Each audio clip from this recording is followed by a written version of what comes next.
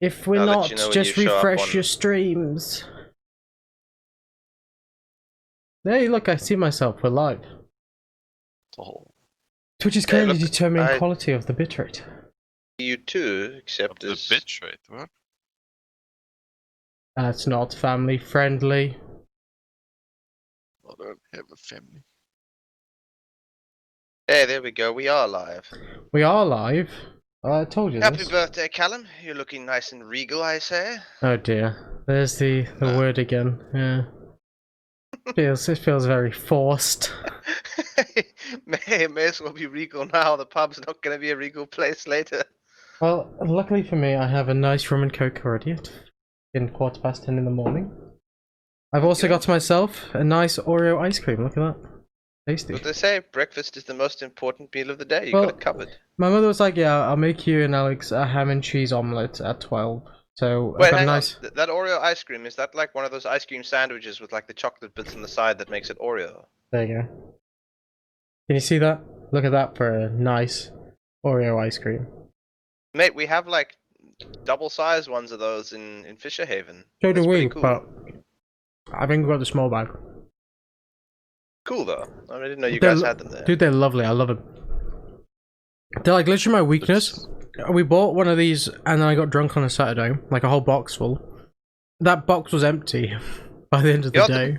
The best thing about those things is that the coating on the outside is more like chocolate brownie than biscuit, you know? Because it gets soggy and soft.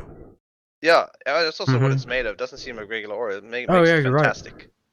But yeah, no, it's a lot better than a normal Oreo. Right, Facebook post is up, I believe. Ice cream gives me migraines, Ice cream gives you Oh. migraines, wow. but it looks worthy of a migraine. For the new folks, Callum, why don't you let them know what we're all doing here? Do you want to do it? I'm eating ice cream. Say again? Yeah, we Ice critique cream, food, you right? do it. You do it. Alright. Well, hey everyone. We're going to review all the games coming out next month based on their trailers and what we know about them. Might have seen me here on Callum's stream before, and Josh, you might have joined us for Warframe before, I believe. It's probably ran around in the background though. Actually, no, I don't think Josh has ever been on stream with us. Maybe been on stream. Not intentionally, I don't think so. Well, welcome to the stream, Josh. On behalf of Callum, who's eating an Oreo ice cream. Yeah, now I'm hungry. Don't really like it. I'll tell you what though, this Oreo ice cream is grand. So, if any previous month streams are any indication, I can tell you all that you can expect a shit show, and it'll be great. Yeah. Well, Now- hopefully the show isn't shit then, right? In fairness, we have cut down that shit show. And I've gone We through... have. Well, I say I went through. I mean, this month it was Jason's job to cut through the shit. So he went through cutting out all the DLCs and any games that have been released previously on a different console. So it's mainly new stuff, and there is one or two remasters, but it's big remasters, so they get away with it, like Horizon Zero Dawn did last month. Yeah, because that had no performance issues. None No, but it's good. whatsoever. By the way, Callum, Num num. before we get completely started, I've got a birthday present for you. I'm Oh, sending no. it to you through Steam chat. Oh. I can't leave Josh out, so I'm gonna poke it to him. Is this safe to play on stream?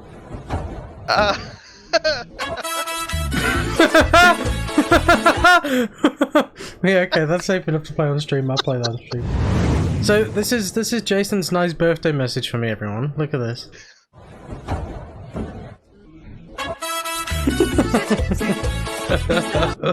No. Positive vibes, so Jason. Thanks, mate. Always, lad. Always.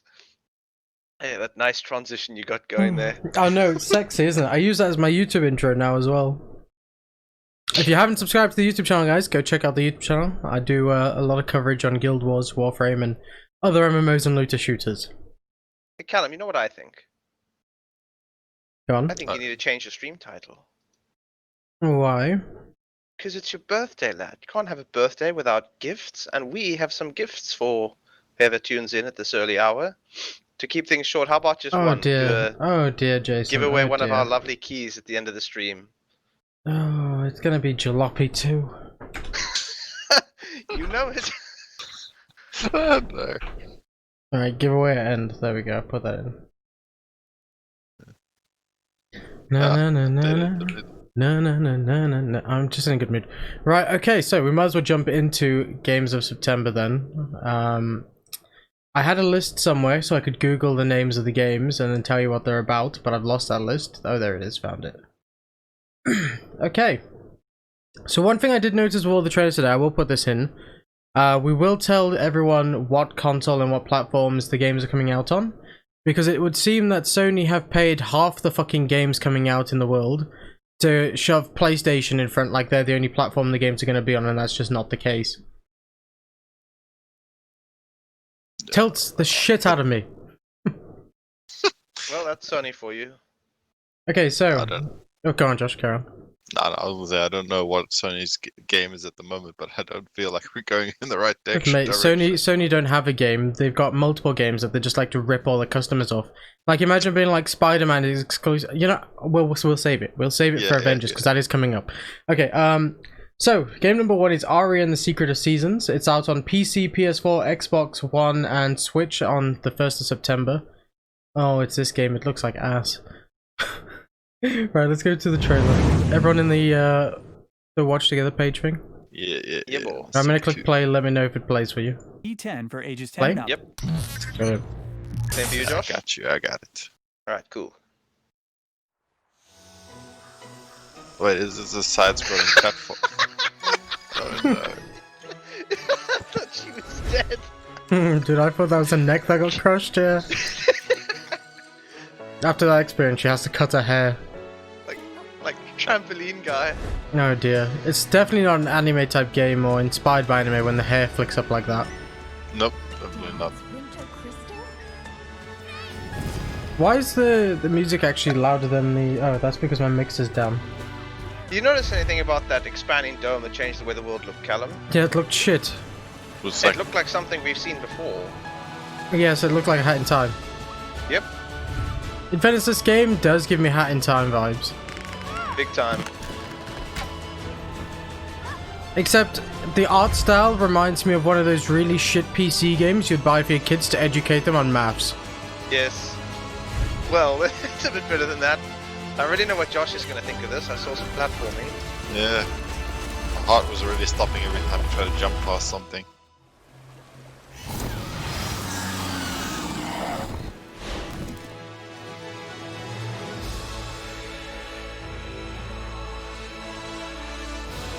Oh, I don't know. No. No. Is this Steam as well, or what? It's out on Steam, PC, PS4, Xbox One, and Twitch. It's on like everything. Not today, Force Avengers. There we go. Alright. Back to me. Well, that was absolutely ass. You think so? Dude, Well, it looks like a I maths game, man. Is it the first question, like, what's the age group target for that? Because, you know, if it's not 2... Look, we don't answer questions like that here, Josh. Google doesn't No, tell me Callum, those answers. He's got a point there. Look, we only ask questions that Google can answer. Callum, we gave Captain Tsubasa a 9. Yes, because that actually looked decent. I've actually heard You good see- things about that since we rated the game. It earned that 9 for not being shit. Look at Tour de France, had more money put into it than Captain Tsubasa, I bet you. And it still Yeah, ended up but we being a know worse that game. was a drug front. That's a money laundering, lad. Yeah, so is Captain Tsubasa. You seen those superpowers, dude? You gotta be on drugs as a footballer to see that type of shit. But Josh, what did you think of this? To be honest, I didn't, like, notice anything apart from having to run around and pick stuff up and hit stuff with a stick. But I don't really know if there's any interesting character growth or story behind it because I didn't see anything in the trailer. Yeah, no, with this Game is of the Month thing, we kind of have to make a lot of assumptions about what we think is going to be based on what we see. Like, I'm not gonna lie though, based on that gameplay, you might as well just go pick up the Spyro or fucking Crash Bandicoot remasters and play them. It made me feel like playing Rayman, you know, from back in the day. Or even play that, sure. Yeah, like, you know, the pixel one. At least I know the story there is good. No, you see, I'm glad you mentioned that because that's exactly the vibe I get from it. It seems to me like a new school iteration of that sort of 3D puzzle platformer with a story, and it looked vibrant and happy enough. And I saw a couple interesting mechanics like the disappearing world and whatnot. Mm. For an indie, it looks over average quality, and I would say the soundtrack also seems Over really designed, average. but Over But average. would you say it's an indie game? it certainly looked like it. I don't know, dude. I reckon. Actually, no. In fairness, I don't think Sony would have paid him. It's not exclusive. Yeah. Actually, no. Knowing Sony, they would have, because there's a features thing for PS4, and they had the PS4 title in the front of the trailer. Yeah, I reckon they would have got a bit of funding from. You know what? They just rubbed me the wrong way. I'm already going to give it a rating of 2. That's a That bit game disingenuous. has rubbed me the wrong way on my birthday. Okay.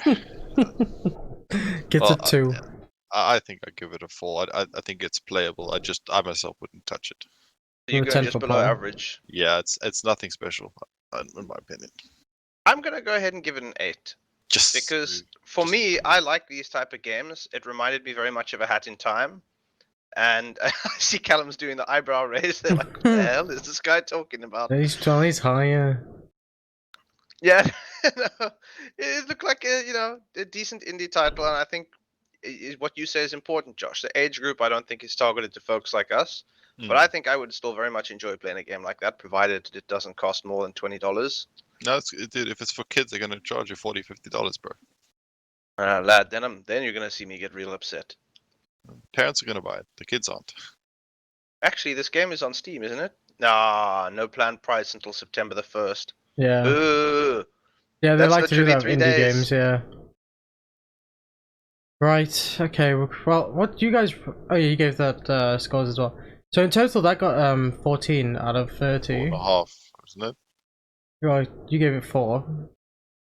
No, I'm saying the average. Dude, I can't be bothered to do maths. It's 4.5, 4.6. Either way. So the next game is Marvel's Avengers. This releases on PC, PS4, Xbox One, and Stadia. What is Stadia? So comes out September 4th. There's lots of shit pre-orders for this game. And if you buy it on, what is it now, PlayStation, you get Spider-Man. You can play as Spider-Man. Although the best place to see Spider-Man is still on PC. Because it's cross-play. I believe you can buy it on PlayStation and then play him on PC, right? No. Really? The only place I you can thought play it is on PS4. So even can't if you synchronize even your if you accounts. you can, but even if you own the game on PS4, I believe you can't actually play it on PC. But it's got crossplay, so you'll still be able to see a PS4 person playing Spider-Man swinging past you. Makes sense. Oh yeah. And then of course they have a big collector's edition, which I think was over £200 if I remember correctly, where you get a That's belt pretty buckle of Black Widow's symbol. And on top of that, we've also got some more news about the game, because this morning I read an article saying they want to release a paid battle pass for each and every single hero, which we'll get into after we watch the trailer. So we'll watch the launch trailer and then I'll talk a bit more about that. Oh yeah, no, we're gonna get into that. Right, you guys ready? Born ready.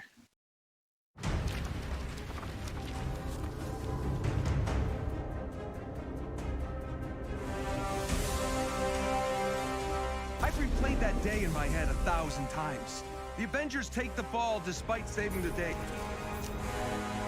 We failed him.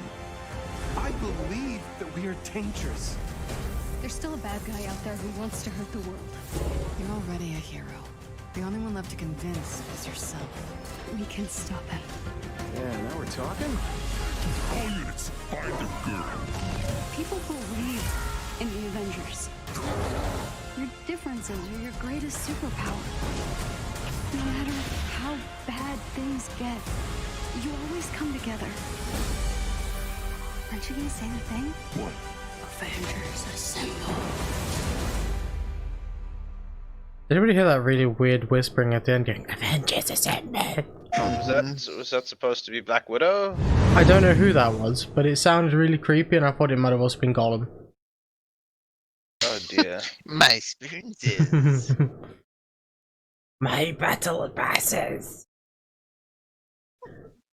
So I thought, for those of you out there that are D&D fans and watch Critical Role, you might find it interesting that Laura Bailey plays the voice of Black Widow in this game, and Travis Willingham plays the voice of Thor. That's like half the cast of Critical Role right there. Just thought I'd put that out there. I've been like, what plot do you think they'll have? You know, will be better than the end game? Well, Well, you can't really say it needs to be better than Endgame, considering Endgame was a goal for them to reach after years and years and years after Marvel movies. So I think it's a bit unfair comparing a single game story to fucking movies that ended up in one point. Well, And in that's- fairness, they technically split the whole thing up in two anyway, considering we had you've played the Infinity beta, so Ward. we need to hear your impressions first. yeah. Go for it. I would play through the game for the story. Multiplayer left me with something a bit more to desire for because it felt like, oh look, I'm running through corridors, smashing enemies in the face. And then there was these slight open world areas, but imagine Heart of Deimos, right? You come out of the door of the Necrolisk, and then you turn to the left, and you got a small area like that with enemies in. Now, and floating platforms. That is some of the multiplayer levels, and you got to find a signal. So you go to the signal. It opens up a door, you go in, you smash some enemies, you find a message from fucking what's-his-face, Nick Fury, and that's the end of the mission. Like a little 10-minute mission. So Maybe Nick longer Fury's if you explore. orders and the missions are tiny. No, Nick Fury actually appeared in one of the missions they let you play multiplayer. Which is weird, because like half the missions in the beta were campaign missions anyway, before it lets you do some multiplayer stuff. But the missions, not all of them are co-op, but some are.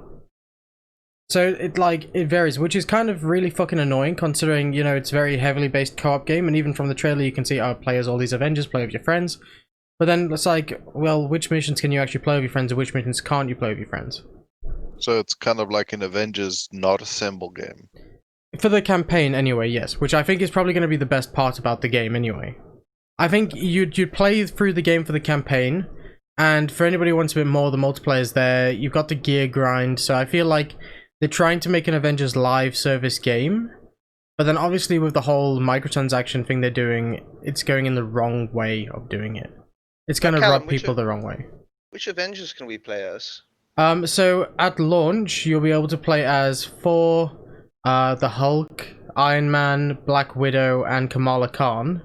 But then in the first level, it does let you play as Captain America, who supposedly dies, but I think that's just a front. He's going to return at the end of the game, or at least they're going to probably let you play as him in multiplayer. They just haven't announced it because, oh, spoilers for the story. So I reckon you're still going to play as Captain America later on anyway, considering they gave gave him abilities, individual like skills like they do for all the other characters in the first fucking level. So I'm going to count Captain America as a playable here, even though it's not confirmed because he technically dies. And then of course PS4 has Spider-Man, and at one point they want to release what's his name, Hawkeye, for DLC as well. So you've got 6 heroes in the base game, including Captain America, so 6 there. With Spider-Man and Hawkeye, that'd be 8 in total in the next like half a year, I imagine. Well. That's a few heroes you've mentioned there, and one rather prominent one seems to be missing. Which is? Black Panther. Yeah, but like that's somewhat different because there was rumors about that. There was rumors that Microsoft were going to buy exclusive rights to have Black Panther on Xbox. Lad, especially considering what happened today, they can't leave him out. I would expect, if the rumors were true, Microsoft would be very quick to be like, yeah, okay, we'll have him. Because now that... Speaking of which, rip Chadwick Boseman. Yeah. The fact that he's actually died, if they put Black Panther in the game, would actually boost sales now, because you know what everyone's like on Twitter and the internet when a big famous actor dies. They're actually more famous and popular and make more money when they're dead than when they are It could alive. also like hit in reverse to do it so fast, you know, if you Oh yeah, definitely. start trying to make money off a dead person as soon as they die. Mm-hmm.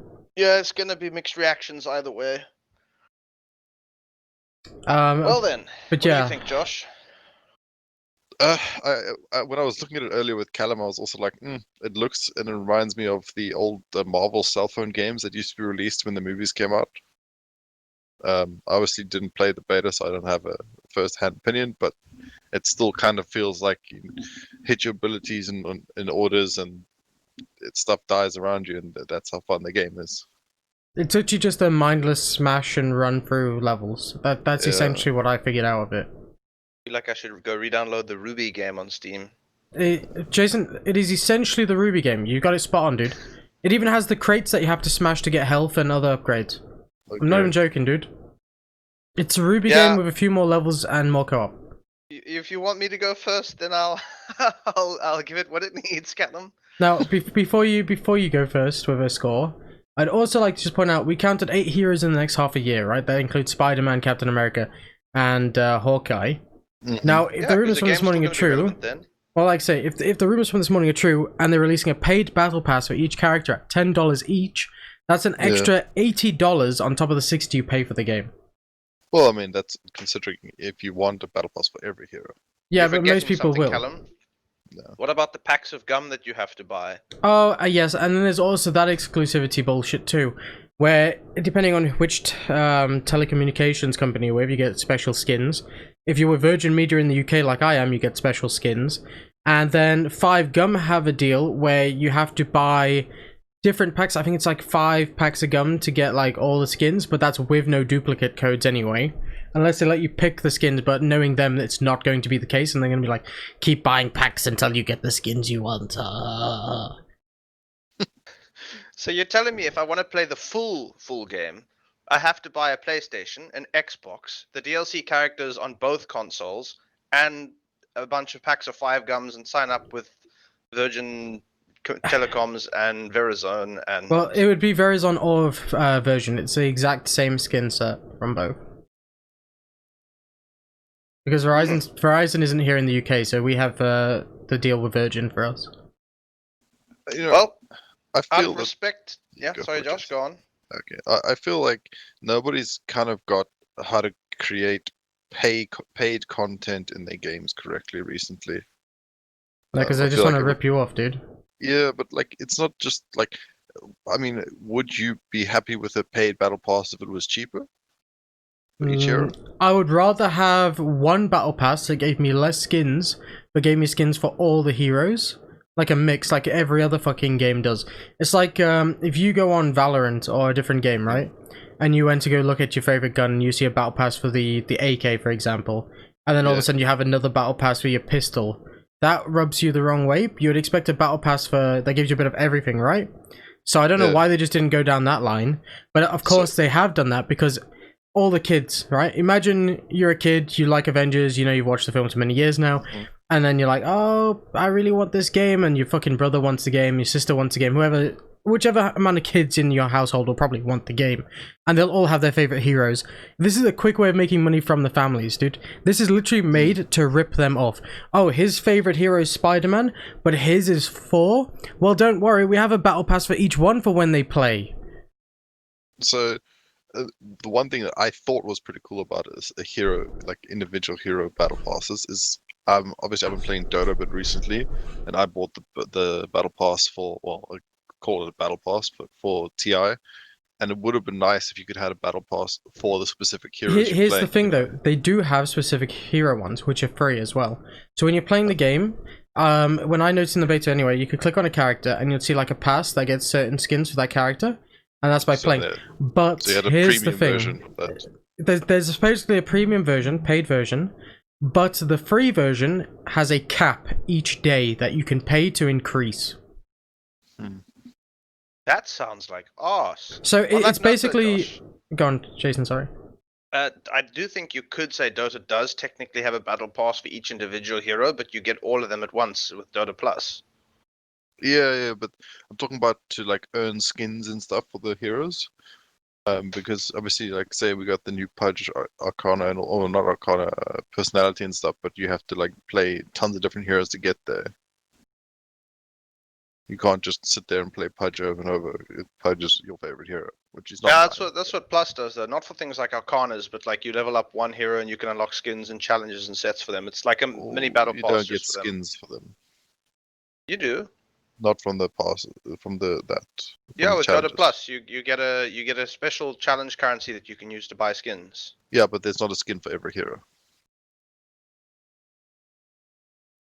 That's what I'm saying. It's nice to have a hero-centric one if you enjoy one specific hero. That's just my personal opinion. Right, boys. What are we rating this? Well, it's a blind rating, but I'm gonna give it a solid 3. Solid 3, he says. Zero interest. I don't enjoy the art style, and I don't think it has any enjoyability at all. Well, see, here's where my review would differ. I would say from the moment that Avengers was revealed, I kind of expected a whole bunch of stupid corporate bullshit would ruin the game. But at the same time, you know, I kind of liked how it looked. And those small snippets of gameplay that we saw there obviously aren't a representation I of how will the game... tell you, with the gameplay side of things, certain heroes are fun. Iron Man, playing as Iron Man, you can fly around the map, you can do his combo, you know, where he blasts out of his hands like Iron Man does in the movies. The combat is spot on for certain heroes. I find Hulk to be the most boring hero in the game. He's got a big flipping build guy, bashes things. Something is off-putting about the Hulk having to punch a robot 7 times before it dies. Anybody else feel like that, you know? Yep. However, playing as Thor, Black Widow, Kamala Khan, and Iron Man are some of the best characters I've ever played in a type of game like this. I've had so much fun playing Black Widow because of the grappling hook and just general like aesthetics for Black Widow, and the fact you can pull out pistols like your Lara Croft and flipping dual wield them. It's really cool. Kamala Khan is just fun because it's Elastic Girl, and when's the last time you played as a flipping elastic character in a game like this? And flipping like a Thor's hammer Mjolnir, or however you say it, is so fucking fun to throw at enemies, dude. You throw it at an enemy, they get stuck to a flipping... in the first mission I was playing for, so I threw my hammer at an enemy. It literally pinned him to the side of a truck because it literally just sticks into him and the truck. It was insane, dude. And you pull it back. You can even throw it past the enemy. If you miss, you can then pull the hammer back to Thor, and it'll hit the enemy in the back of the head and do shit tons of damage. It's insane. Oh, Before I give that rate, by the way, Callum, you have 2 hydrates. Oh, I do redeemed have in 2 your chat. hydrates, yeah. You better take a swig because of what I'm about to say, but I'll let Josh finish. Nah, I enjoy Thor and his entire fighting mechanics, and we haven't had a game that does that well. But I don't know how the depth of that game is going to go to, you know, enjoy it past trying it out once, maybe a couple hour session, and then go, okay, cool, I'm done with the game. So, out of respect to all the voice actors that worked on it, all the level designers, the artists, the story people, and everyone that actually worked hard to make a game underneath all the corporate bullshit, all of those people have collectively earned the game the point that I'm going to give it. Yes, that's right, a grand 1. Bloody hell. Just, You said I was being mean. Yeah. No, lad. There's one way that these people are going to learn, and it's like this, you know? You want to make a superhero game, you look at Insomniac, you do what they did when they made Spider-Man. You don't do some corporate bullshit like with Callum said, oh, what, Hulk's got to punch people 1,000 times. Why? Because game balance in a superhero game about the Avengers? Nah, come back later with that. Make the enemy stronger, or don't put them against the Hulk. If you've got to punch a robot 7 times with the Hulk to kill him, I don't want none of that. What, are you telling me Hawkeye is going to also punch him 7 times and kill him? Yes. Well, I can tell you what, if you can go play yourself some Lego Marvel heroes, you'll have a great time. Yeah, I agree. That game was good. We don't need Hulk simp powers from Marvel, thank you. Now, I'm going to give this, guys. You're going to be actually shocked at my score here, because I'm actually not giving a score as low as yours. It's close, but not as low. Like I said, you've played it, though. I'm actually just going to give it a 5 right down the middle. And I'll tell you the reason for that. Like, I can't give it anything higher because of all the corporate bullshit and just the exclusivity and all that crap. And the battle pass rubs me the wrong way for each hero. Like, that really pisses me off. However, playing as certain heroes in the game is fun. And it is one of those mindless games where you're like, you know what? I've got 10 minutes. I'm going to just go run a mission as Black Widow or whatever. However, this is a type of game where I'd probably say I'd pick it up in a sale, play through the story, and then if you can't be fucked with the multiplayer, you haven't lost much. You played for an Avengers story. Avengers is always good. And you know they can't like do it injustice because Marvel won't let them for the story anyway. So I think this is a game you play the story and that's it. So that's a 315. Which gives it a total score of 9. Still higher than Tour de France. Anything is higher than Tour de France. Bloody hell. Okay, anyway, let's move on. We spoke about Avengers for quite a while there. So the next game is Tony Hawk's Pro Skater 1 and 2. It's a remaster of the old games. It's an upcoming skateboarding video game developed by Vicarious Visions and published by Activision, set to be released on Microsoft Windows, PlayStation 4 and Xbox One on September 4th, 2020. So let's go to the trailer. Everyone ready? Yep. Yeah, I also believe Jack Black is meant to be in this game. Hell yeah.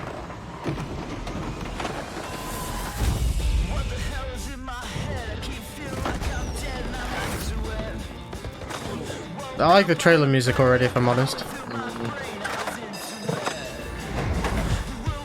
I wonder if you can die.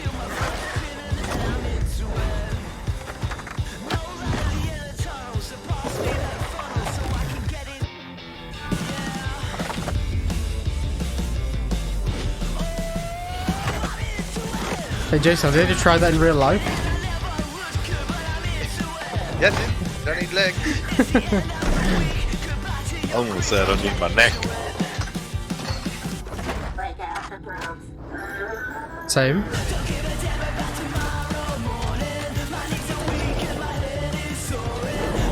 You know this game is going to be good just for that.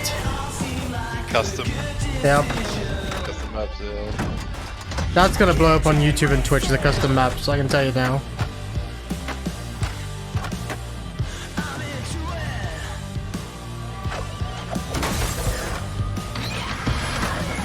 Fucking me, that's the Yeah. remaster. That's a full remake, yep. So far, I'm really impressed. I didn't remember the old games being that bad. Good heavens. Right, you know what? I'm going to give that a straight up score already, boys. That gets a good 7 from me. I'm coming out the gate with a 9, Callum. Oh, you want to pause? Yeah, there we go. Yeah, I got I'm it. coming out the gate with a 9 because I was a fan of the Tony Hawk games back in the day. I've always been a nerd and thus alienated from skater culture. I've never been part of that crowd, but like through the games, they sort of are very inclusive in that way, you know. And they really are an awesome bunch of people. Tony Hawk and his crew, and the things that he's done, the communities he's a part of, and just the games themselves are actually really fun. And there's a lot more to them than just the skating, which I think is really cool.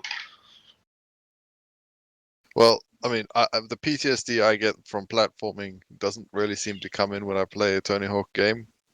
Skateboarding, just because when you fail, or bail as they call it, it doesn't feel that bad. Because you get to see yourself in slow motion snap your neck or something. It's Which true. quite satisfying sometimes. But I've always enjoyed them, but I've always been terrible at them. So yeah, I think I'd probably give that 7 or 8. Hashtag still better than K drives. 7 or 8. Well, which one is it, Josh? Which one is it? Well, you know what? I'm trying to decide whether I'm being generous or not, but I'll give it an 8. It is blind, so obviously I can't say what it's going to be like. But it's interesting that they managed to keep the authenticity, or like the vibe that the old games gave us, where you just sit around grinding on everything that you see. So what? Don't worry, I am Josh, we don't have impressed. to be accurate on the show. One of the highest scores we ever had was The Last of Us 2. Oh dear, let's not talk about our forsaken pasts. People will come into the stream and be like, oh, what, they gave The Last of Us 2 a good score? Oh, I'm leaving. I did call it though. You did call it, yeah, but at the same time it's The Last of Us, so we're dealing with it in our own separate ways. Alright, so let's move on. Actually, before we move on, that got a score of 24, which is our highest score so far. We've only been through 3 games though, so I mean, that's fair. We're blazing, boys. Da, da, da, da, da. The next one is a game a lot of people said was good back in the day. Although, there doesn't seem to be many good things said about the remaster. Is this out yet? So, No. it came out in... No. Okay, so... Kingdoms of Amalur... Reckoning, sorry, is a 2012 action role-playing video game for Microsoft Windows, PlayStation 3 and Xbox 360, developed by Big Huge Games with 38 studios. It was to publish a game with Electronic by R.A. Arts. Salvatore, who's wrote all the Drizzt novels, Josh, of the Forgotten Realms. I got There you that go. earlier this week. No, I was just saying because you said that the remaster hasn't been having a positive review. So I was asking if that's like how long that's been out. Well, like I say, if you give me a second, I'll tell you now. Okay. So it says the company went bankrupt literally after releasing this game, or one of them did. So now Re-Reckoning is the remaster of a game. It says here on Steam page, the hit RPG returns, remastered with stunning visuals and refined gameplay. Re-Reckoning delivers intense customizable RPG combat inside a sprawling game world. It releases on September the 8th, 2020. on PC, PS4, and Xbox One. By THQ Nordic this time is the publisher, and developed by Big Huge Games again, but with another company called Kaiko. Sounds very convoluted.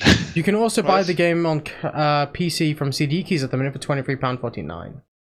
Well, let's get the trailer going. I can give you some history when we're done. Before we do, I just want to say hi to Minxie, because Minxie just popped in chat with party poppers. Right, okay, let's go. Everyone ready? Yep. Yeah, boy. Brilliant. Hit it.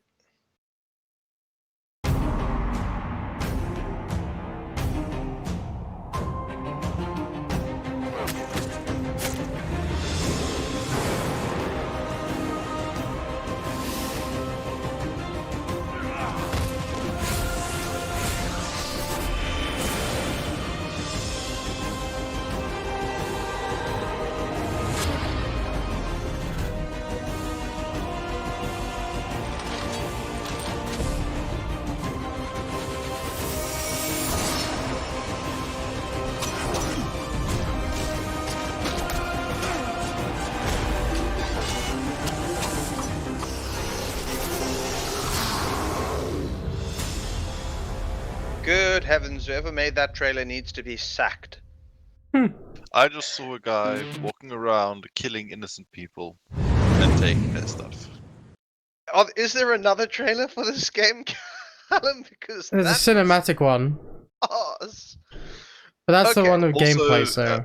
Is this just a game that they've been holding for 5 years and are releasing now because the graphics? No, are Josh, this is a atrocious? remaster of a game that came out 8 years ago. So Yeah, I I can do know. some explaining here. Basically, Kingdoms of Amalur it's a third-person open-world RPG, and it was a pretty good one at that. It had rather extensive skill trees that you could spec. It was very challenging, but not for the wrong reasons. It was actually pretty good in that way, and the gameplay was very, very satisfying no matter your class choice. You went with sword, shield, two-handers, magic, and then there was various ways to do magic, from telekinetic glaives that you would spin around and do combos with, to lightning from the hands, Palpatine style. It was a decent game, but it was plagued by a couple big problems. One of them was that you mentioned the company went bankrupt very shortly after making it because the game wasn't immediately a big commercial success. There were a number of blunders surrounding its release, nothing to do with the game, but unfortunately, a bankrupt company doesn't provide support for their game, and it never got the updates it needed to fix some rather awful bugs that were in the game. That being said, there were also a couple things that they could have improved on that looked like the game might have been rushed to launch as they were worried that they were running out of money.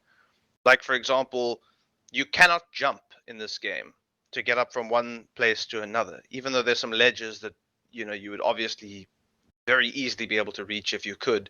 You'd have to run very far just to get around them, and you would have to you might accidentally jump off one and go down to a lower level. Things like that. The game needed support and improvement after release. I'm kind of excited for this because it seems finally they've picked up the license again after all these years and are fixing the issues and bringing it back as a title which I think will be very, very satisfying to play. And quite frankly, I'm disappointed it got such a shit trailer to showcase a lot of the really cool things that you can do in the game. They just were like, well, here's Stabby, man. Stabbing again. Okay. I mean, I never played Kings of Amalur because by the time I got around to that, I'd just been playing Dragon Age rather, and yeah, when I got around to it, it was too old. Didn't age well. Well, I never actually heard about this game until I saw the remaster coming, because I heard good things about... Well, I saw people were excited for the remaster, because they seem to enjoy the first game anyway, well, the original, shall I say. So I was like, okay, well, this sounds interesting, this seems pretty cool. And then I saw the reactions to the trailer I just showed you there, Jason, and even after hearing your own, it doesn't seem like they've actually remastered or remade the game in any way. It looks like they just took it, changed a few things, and fixed bugs, and then went, right, we'll sell it again. Here's a collector's edition. Enjoy. Yeah, that kind of rubs me a little the wrong way. I want to see more. I'm skeptical at this point, because if they have fixed the bugs, if they're going to provide, support for it, if they've made the gameplay a bit better, uncluttered a couple of the UIs, that sort of thing, and put some graphical enhancements on it, then I think this is a proper remaster, and they're actually doing what they said with the. Well, know, you fixing saw the some of the graphics, issues. dude. Like, for a remaster, it does look like the 2012 version still. In fact, I'm pretty sure the Fable Anniversary game that came out a few years ago was a remaster Fable 1 that still looks better than that shit we just watched. I mean, we just came out of the Tony Hawk's remaster, right? That too! That too! Dude, the game was in flipping 8-bit pixels! And look at this now we're one! going. I Alright. honestly can't tell a difference in the graphics. Like, they might have slightly put some blurry bits around the outside of the character, Mhm. but the models look pretty terrible still. So, Um, go on, mate. Yeah, look, I'm looking at some screenshots and stuff online. I'm seeing better versions of what we saw there. A few better versions actually, but I am going to be. Look, I'm going to be very cautious on this one. For my anticipation level for this, I'm going to go ahead and give that a 7. And even that, I feel like I should be hovering between a 6 and a 7. I mean, like, here's another screenshot from the game. I'll send it to you on Steam, Callum. For Josh, I'll put it in TeamSpeak chat. Like, that doesn't look too bad to me there, you know? The game is very stylized in its art style. Yeah, that looks like ESO in that one. They definitely given it some HD textures, but the blending wasn't done too well. Yeah, I'm gonna stick with my 7, and that's sort of hopeful anticipation, but also skepticism because they might screw this up. I'm gonna be generous and give it a 5. Doesn't deserve 5. Callum? I give it 4, mate. Yeah. See, I Um, don't blame you guys for those because I think those are proper impressions from not having, you know, like I said, my hope comes from having played the first game. Yeah, no, I get that. Like I say, I would like to give that game a go. But after seeing what I saw there and seeing that the CD keys price is £23, which probably means that the Steam price is going to be about £28-30, I feel like it's a bit too much to say they haven't like changed much. From the looks of it, I anyway, mean, from they my point of haven't view. made a list of everything they changed because you know Which it they didn't might have, want like, to do. bigger textures, bigger weapons, bigger. It just was a guy running around killing innocent people. Tom says, which game are you Great. talking about? We're talking about Kingdoms of Amalur Re-Reckoning, the remastered version. Yeah. Also- I am actually on the YouTube trailer right now, by the way, and I see like the top 2 comments. One said, so no one pointing out they showed the might tree and not the finesse tree, and THQ Nordic replied saying, you know, they're talking about, well, they didn't build the character for that. Another comment said, hopefully this game get the recognition it deserves, but this remaster seems like a simple up-res job with some less mushy textures added. I was honestly hoping for more. THQ Nordic replied, most improvement went into the numbers, hard to show now, but you'll definitely feel the difference. So I don't know what that means. What does it mean it went into the numbers? Was there a I problem with characters being spongy or something? I mean, if you went to the wrong areas too early, sure. Maybe that's what it is then. I have no clue. I don't know because it's weird. Also, I'd just like to point out, Jason, if you look in chat, it makes you put a thing, Pemblewood Happers, which is clearly a Welsh word because that is like some fucked up Welsh thing. So I'm going to Google that quickly and see what it says.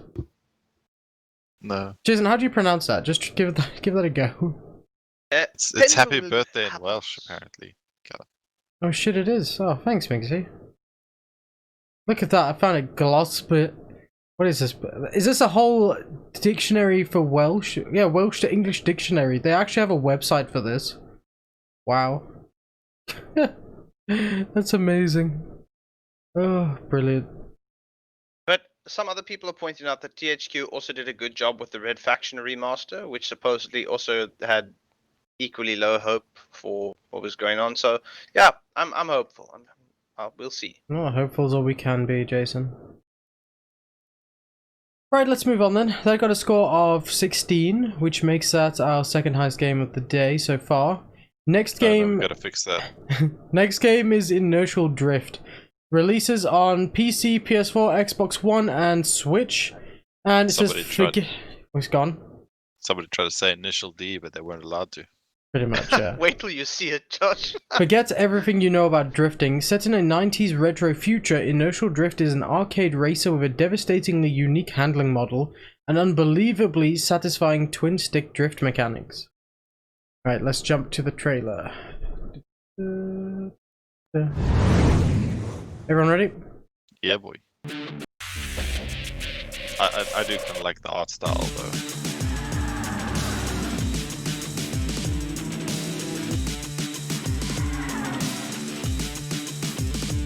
Now, Jason, we've seen this before. Oh, that's what it was. Yeah, I remember now. Yeah, wow, that is super arcadey.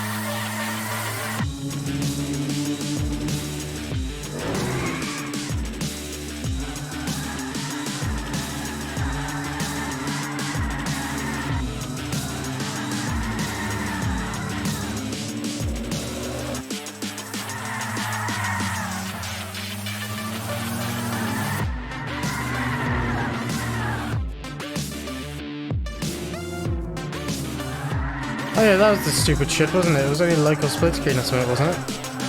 Yep.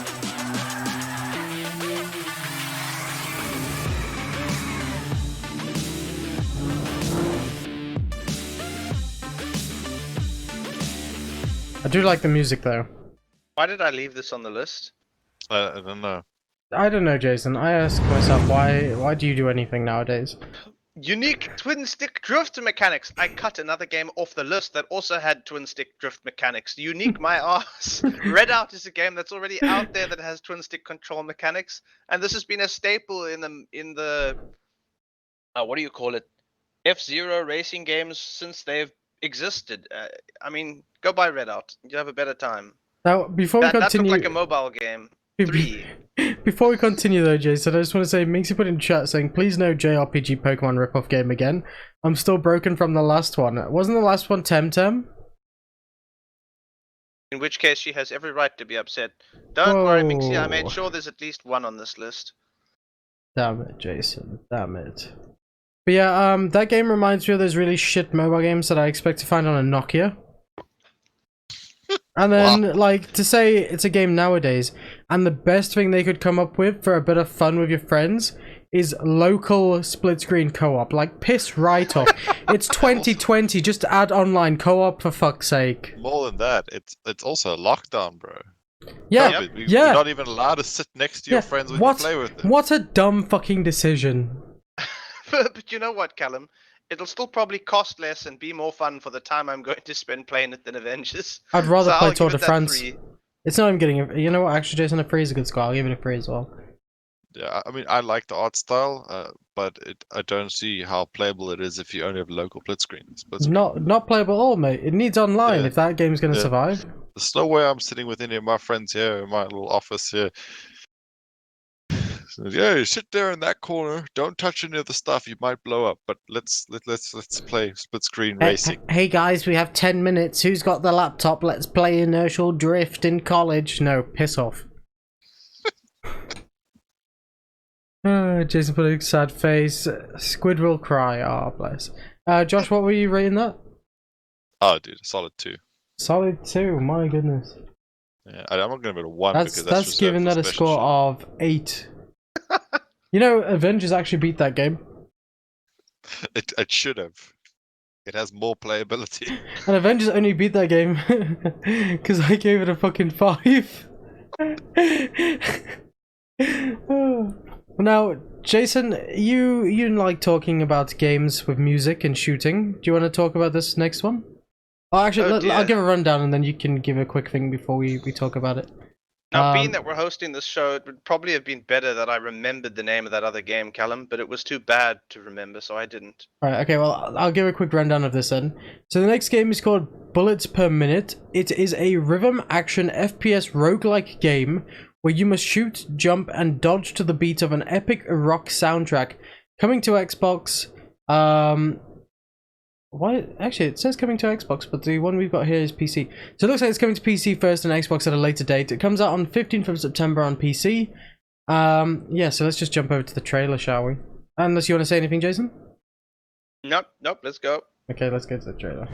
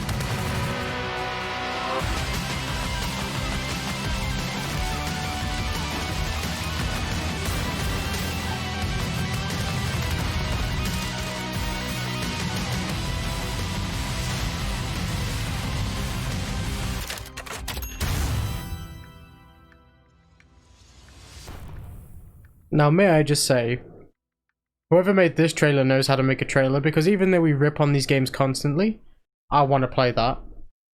Now, you see, that's the reason I left this one in, because the last rhythm game shooter, and rhythm game shooters look like they're a relatively new genre to me. I mean, sure, there have been others that are similar, but I mean, these first-person Doom-style games, right?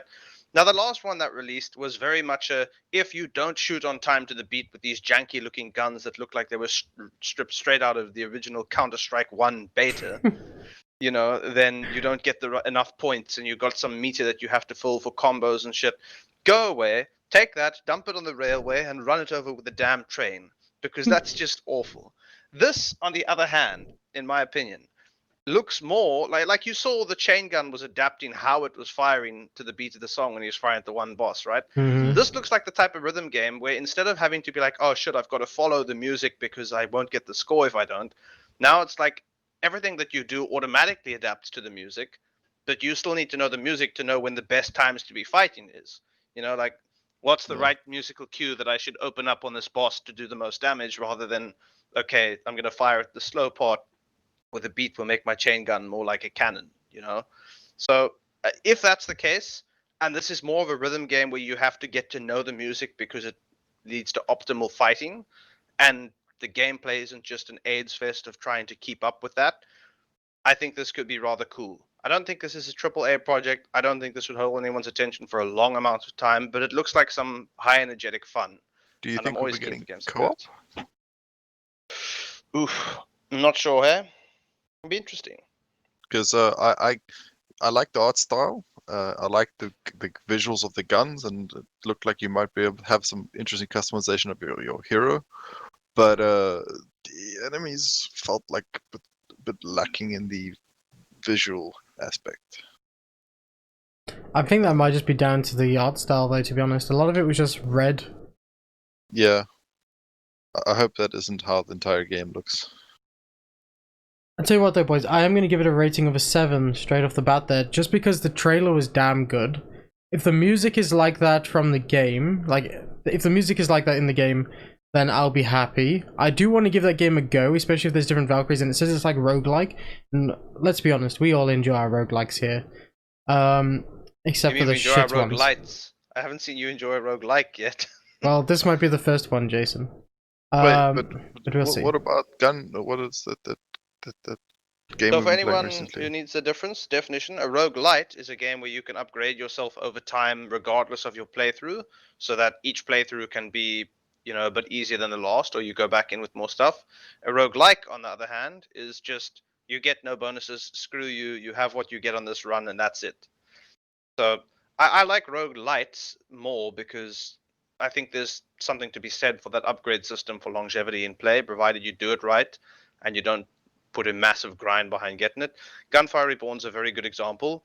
You get the soul points upgrade system where you're encouraged to do very well on the run to earn more, and you get cool abilities and upgrades that don't just make your next run easier, but open up more possibilities. Very true. Oh, sorry, boys. Oh, I'm a bit tired. I wonder yeah. why. I'm hopeful. I'll go ahead and give that a generous 7.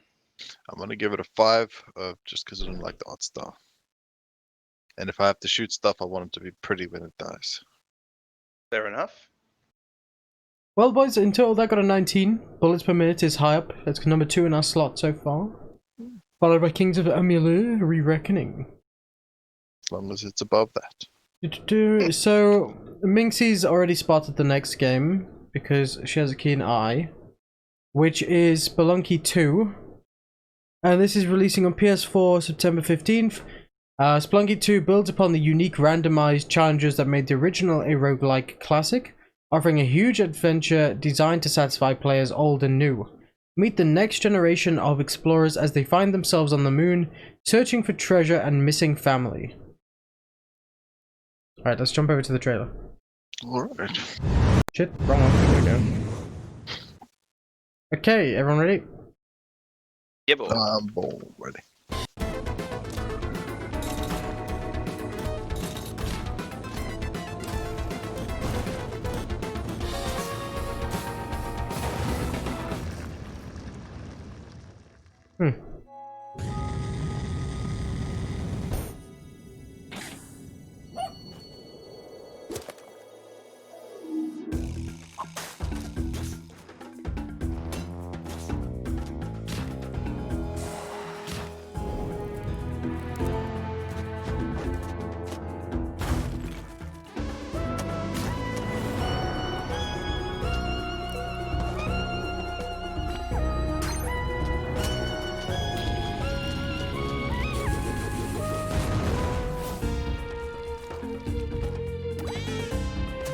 Bet you love the platformer nature of this, Josh.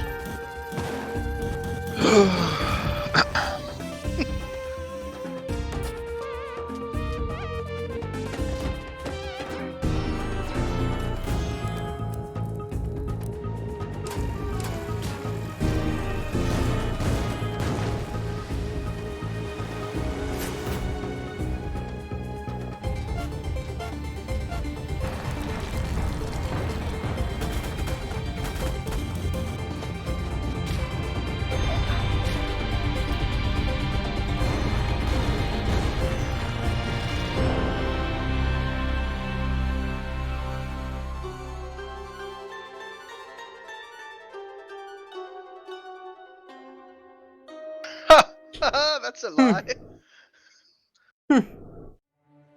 Stop. No Oh, dear. spoilers. Hey, thank you very much, Joe. Much appreciated.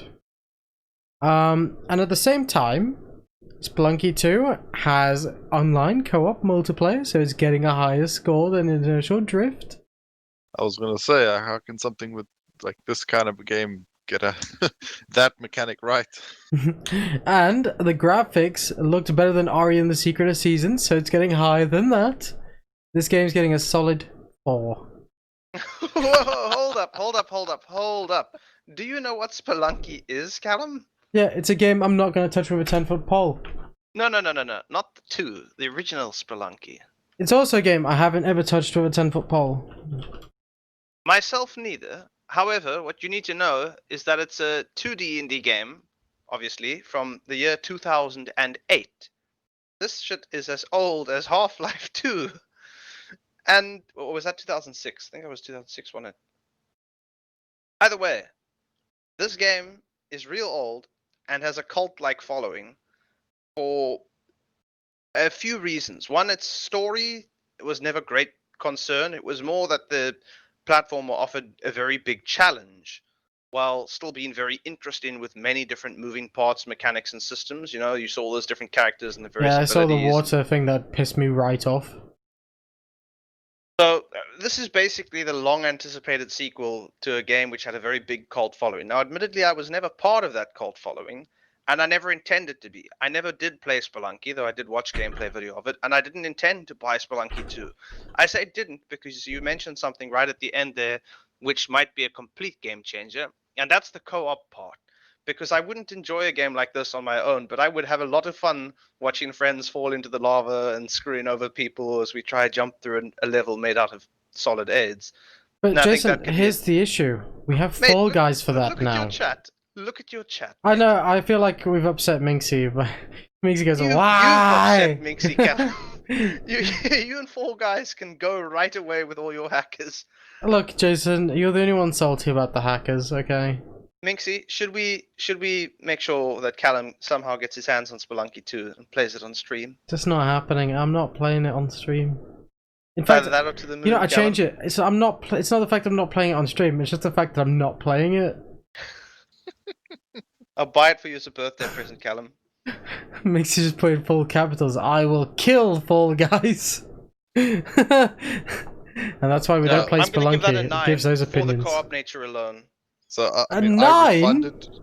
I refunded Fall Guys because it was too difficult for me. Josh, mate, just give this a 0 and move on. Well, personally, I would, but I can't give it a 1 because that's, like I said, reserved for special stuff. So I'm gonna give it a 2 again. I'm never gonna play that. I don't see it as enjoyable, and I got PTSD just watching it. The And trailer. everyone thought my score was bad. This man gave it Right. a flipping 2. Makes you just on a table flipping chat. No, man, Minxie, we can co-op. No, I could not touch that stuff. I'm sorry.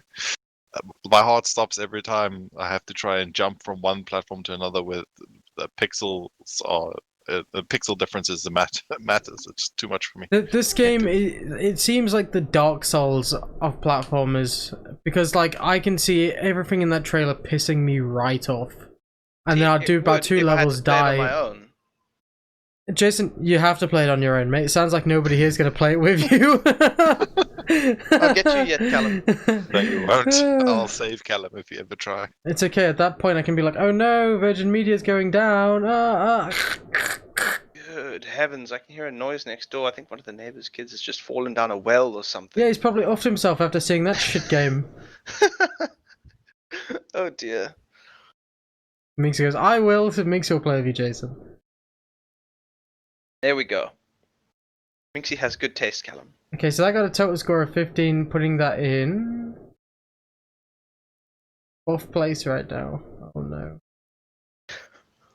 Oh, anyway, let's move on. So the next game is called Medieval. I tried to help. Oh, you did, Josh. You did.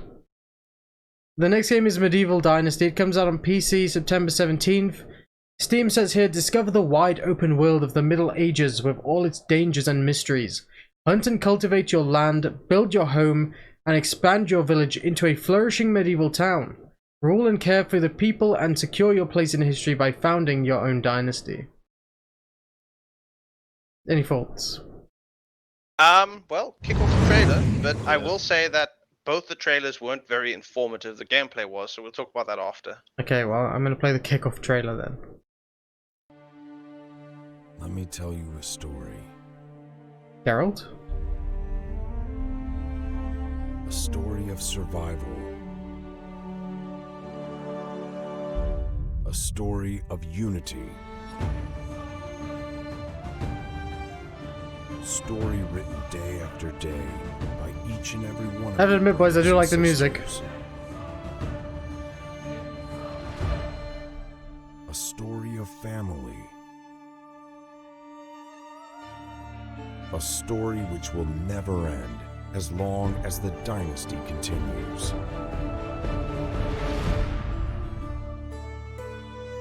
Callum, can we get the other trailer for the sub, because that one told us nothing. Yeah, that literally did fuck all for me. That played some good music and that was about it. I saw stuff. That didn't see a game though. Is there actually a better trailer, Jason? I don't want to play anything so- too long though, that's the issue. And the Now, trailers there's aren't two going to show trailers you on the much. Steam page.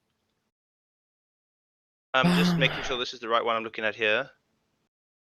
I imagine it was the teaser trailer, No, right? never mind the other trailer. They both tell you equally as little. You'd have to watch the gameplay trailer. Right, so basically, this game is a very good looking, very big, vibrant, open world survival game, but not one of those sort of survival crafting games like a run-of-the-mill for the last decade. I mean, you know, more you got a bow and hunting skill tree, and you've got a crafting skill tree, but not for survival purposes, for actually founding settlements. If any of you have ever played a game like Skyrim with survival mods installed to have to deal with the cold and, you know, hunt for animals and that sort of thing, this is a little bit like that, but it's not adventure oriented and focused. It's focused around building towns and settlements and starting trade routes. Think a marriage of Kingdom Come Deliverance with Skyrim with good heavens, some city building simulator, and you end up with The this. State of Decay, maybe. The building system looks very much like, if any of you've played Fallout 4 and had to build settlements, the building system looks very much like that. You see these sort of holograms of projections coming up of the buildings that you're putting up in places. I guess Ark Survival Evolved would be another good comparison of kind of what it looks like. It looks rather promising. If you take a look at some of the screenshots on the Steam page, that's a very good place to actually get, Actually, you know, a let's load depiction up the of- Steam page. Carry on. Yeah. So look, my biggest concern with this is it looks gorgeous, and I think the mechanics would be great, but I'm not keen for a city building simulator.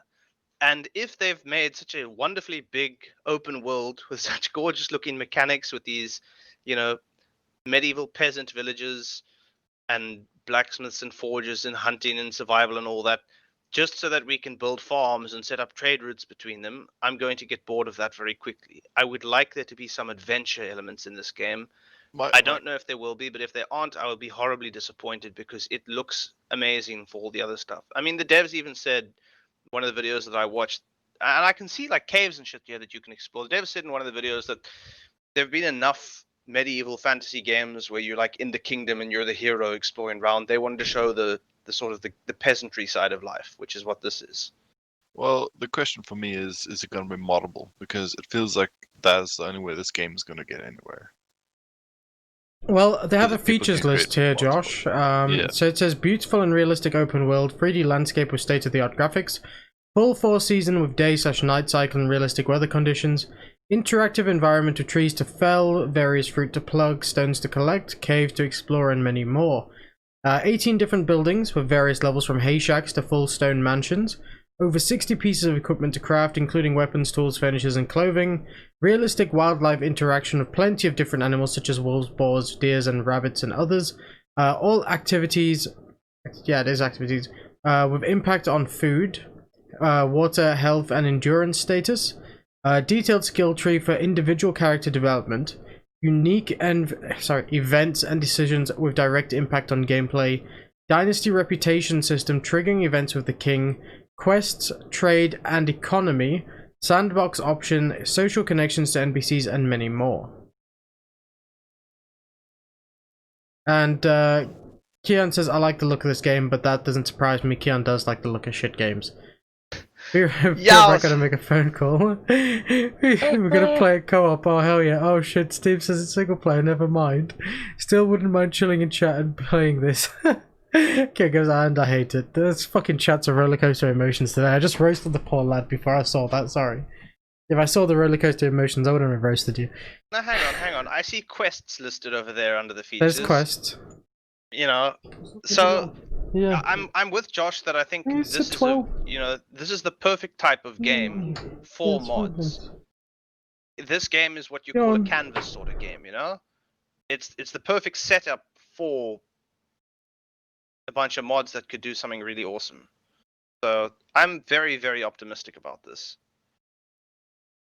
You're optimistic. I think it has quite a high potential of being like a new kind of Witcher vibe. Not the story itself, but like the kind of a hype for the modern community. Just because it looked like there's enough world that we can fill with mods.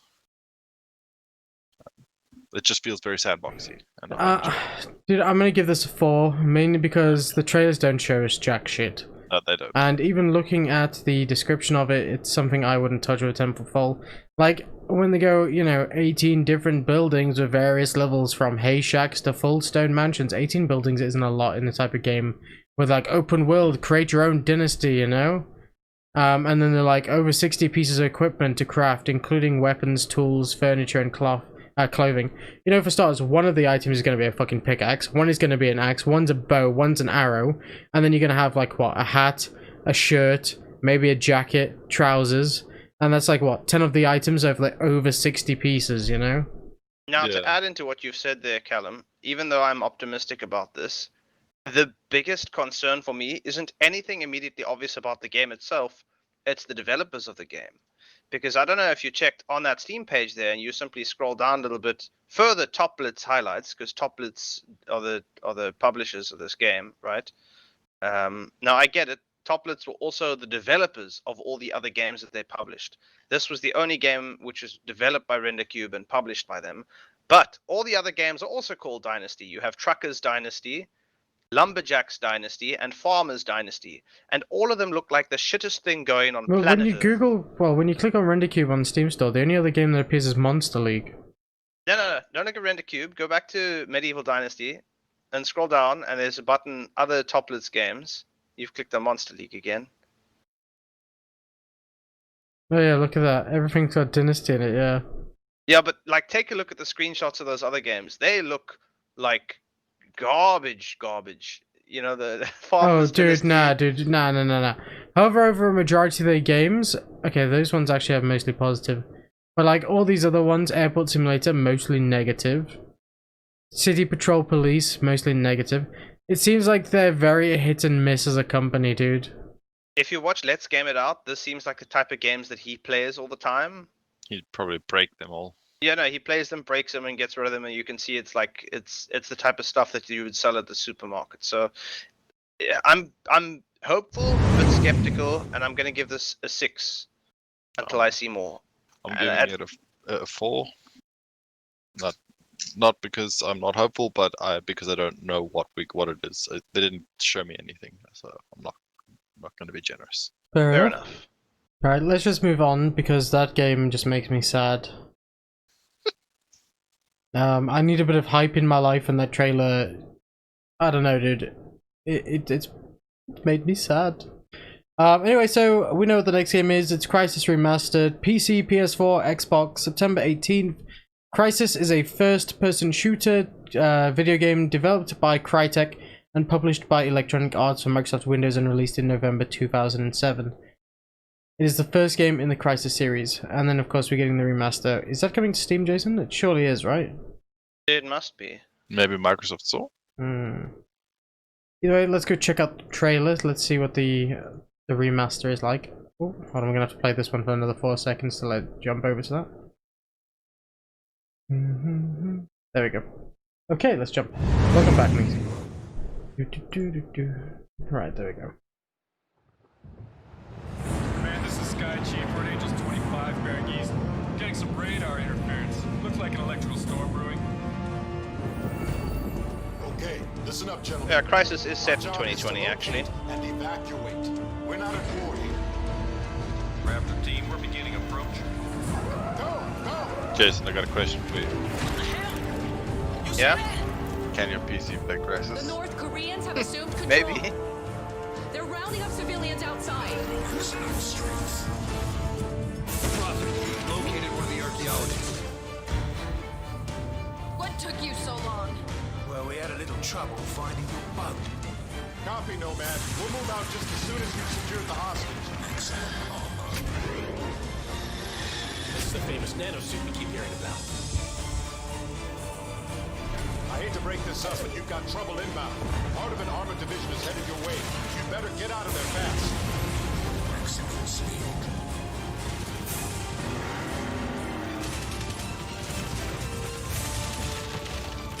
We need to know what we're dealing with here before we go on. The sooner we are off this rock, the better. Something doesn't want us here. Something out there is killing people. This discovery could change the future of the planet. 4 days ago, NASA picked up a high-frequency signal emanating from the center of the mountain. Nomad, we're losing your video feed. It looks like an invasion force. If you can hear me, you've got to get everyone off this island. These things are waking up.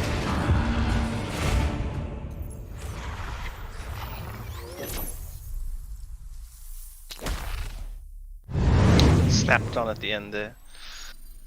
Well, there it is, Crysis Remastered. Jason, you know more about Crysis than I do. Yeah, look, I thought it was very funny in the trailer where they're like maximum speed, and you're like, oh, they're going to show him running with his maximum speed mode on the suit, and they show him in a boat where it doesn't actually apply at all. Yeah, look, we all know what Crysis is. Everyone should have played Crysis at least once, and if you haven't, there's plenty of internet out there to experience it on. So the question is, how well are they going to do as a remaster for this game? Because the original Crysis was most famously heralded, above all else, for being such a high-performance game that almost no one could play it. As Josh made the joke while we were watching there, can you run Crysis? You know, can your PC run Crysis?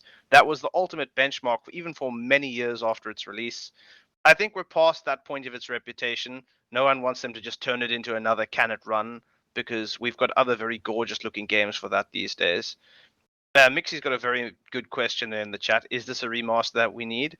Honestly, I don't think so. We have sequels to the Crysis games. None of them were as good as the original Crysis, and all of them were as gorgeous looking. So just on that topic, recently, Jason, your brother Carl was playing Crysis 1 again. He downloaded it and he put on maximum ultra graphics on his 1080 Ti and all that.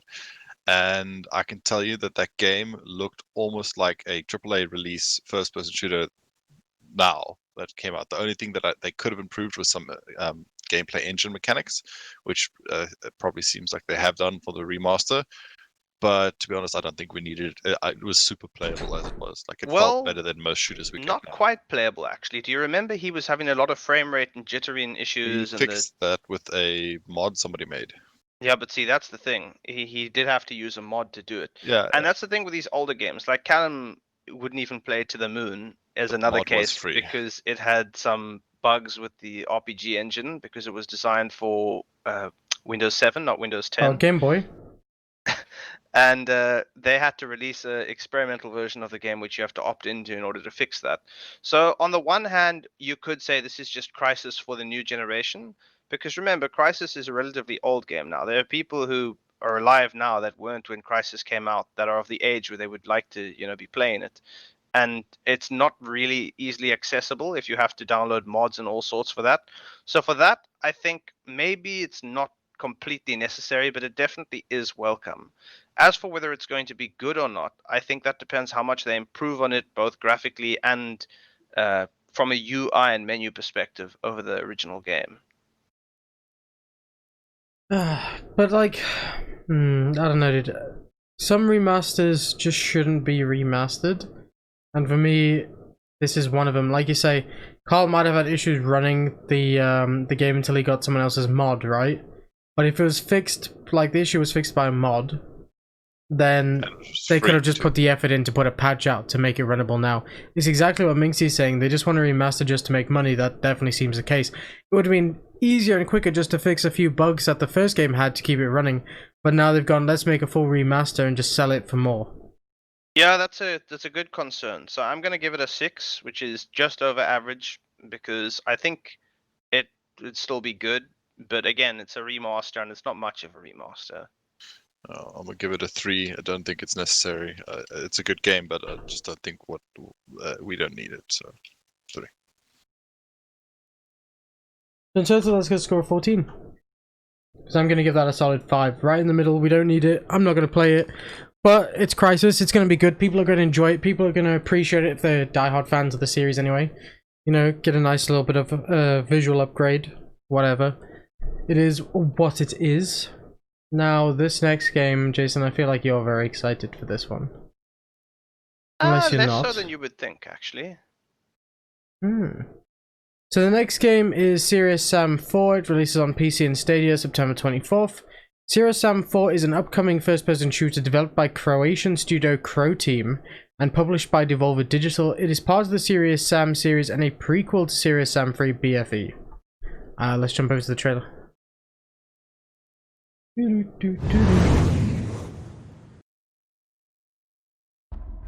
I was an explorer once.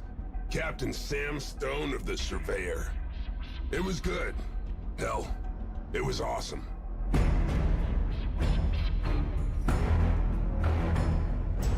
Voice like sandpaper. They don't care about who we used to be or what we wanted to do. But if they thought this was gonna be easy, they came to the wrong fucking planet.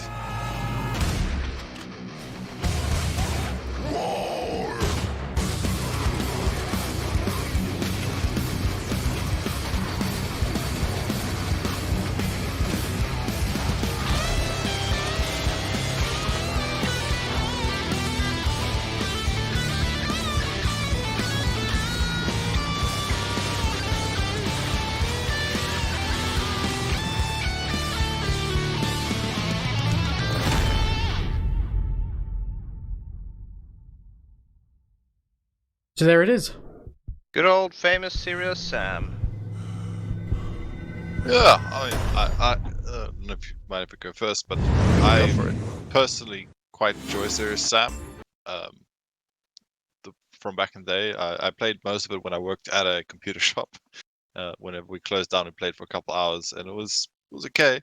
It was a shooter where I didn't have to platform, which was very nice for me. You know, it was like arcade shooter with no jumping mechanics really, and the guns were fun. And it was more, I think the more fun was to see if you did more damage and more kills than your friends in the end rather than getting to the end. So I don't think it's going to be anything too different from the previous Serious Sam's, maybe just better graphics and more enemies. Here's my issue with it. It's Serious Sam 4, yet it's a prequel to the third game, which either means they don't know what they want to do for the next game to continue the series, or they're just making a game for the sake of making a Serious Sam game because they know it sells. Because I don't know much about Serious Sam, so that might not be the case, but from an outsider point of view that doesn't know much about the games, that's what it seems like.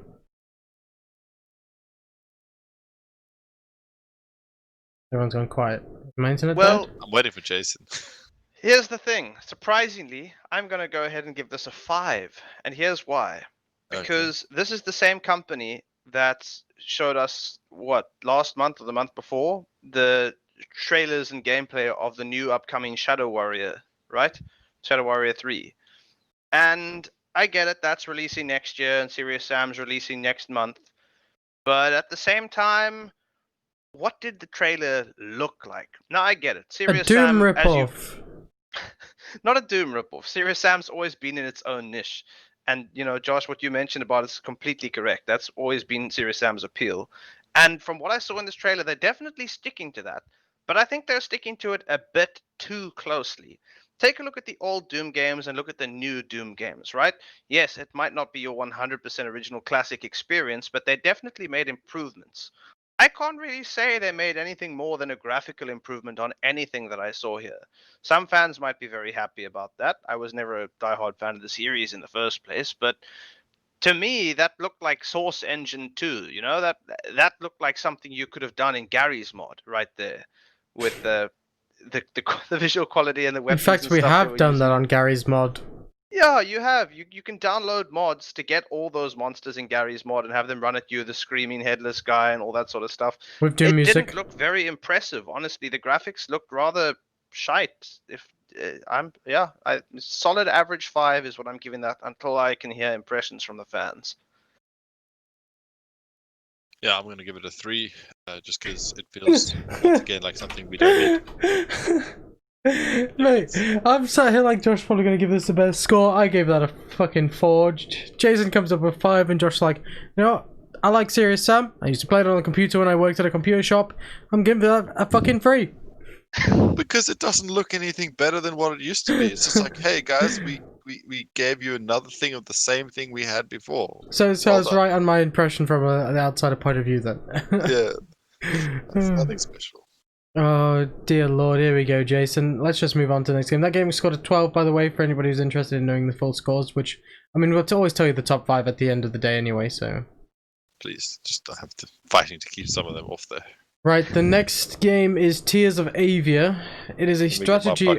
You're gonna need one for this one.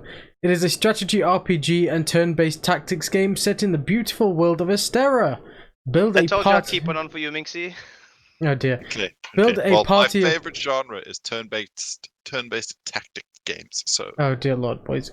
Right, okay, let me finish this. Build a party of charismatic allies and utilize a vast skill tree system to combine classes and skills in a limitless number of ways. Oh, here we go. Minxie's gonna be upset. I'm already upset because I know what's coming. Here we go. Let's just go look at the trailer, boys. I'm gonna help you out preemptively. Mate, I finished it. I'm gonna have to go on water.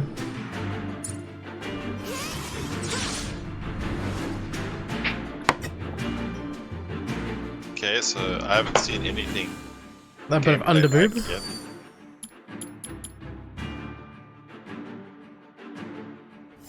A little bit of steampunk. Dude, I'm looking at these menus and it makes me want to hurl, man. This is all Xbox menus.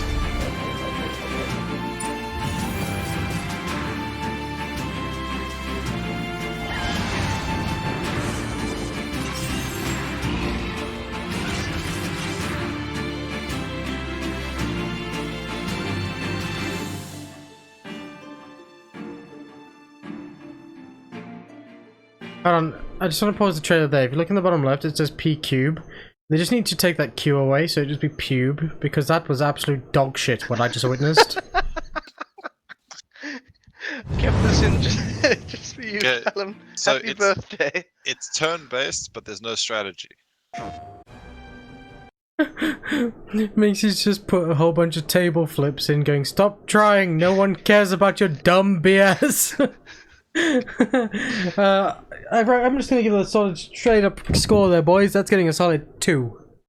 Yeah, that's a good score. I agree. It's a 2. Yeah. Because they put effort in for the artwork, so that's why they get an extra point instead of a 1. It doesn't deserve a 1. That's all. Hey Josh, are you giving it a 2 as well? Yeah, it just doesn't deserve a 1. No, we all Well, they gave had that the a good 2. decency to put it on a grid, so that's where the 1 comes from. And yeah, the Ark is the other one, and there's a 2. So I know that there is a following for these anime-esque games out there. I've played a couple of them. They are interesting, but problem is, for me, they find that they have the same vibe to all of them. The following, Josh, is people that have no friends and too much time. Mix has got the best reaction to that game, guys. Do we need it? Did we ask for it? Does anybody want it? I don't know anybody. Ding, ding, ding! No, 30 counts. We have a winner. It's just risk of weeps. risk for weeps. Don't worry for all of you lucky people in chat. I'll make sure we give this game away at some point. Bloody hell! We'll Right, get a humble bundle let's next just go to the next one. Like, goodness, giveaway and Kevin Alpha and yeah. Oh, Speaking bloody of hell. which, before we actually start the next one, I'm going to open up a poll now and have it run for the next few minutes, asking which game we should give away at the end. And we are approaching the end. How many games have we got left? We have technically 2 more games because I'm going to take one out because we don't know when it's actually going to be released. No, Matt, you can't take that one out. You have Well, to. the dinosaur one, I've seen it. Mate, Fine, I'll leave it in. it's I'll gotta leave it in. I'll leave it in. We got 3 more games then after this one.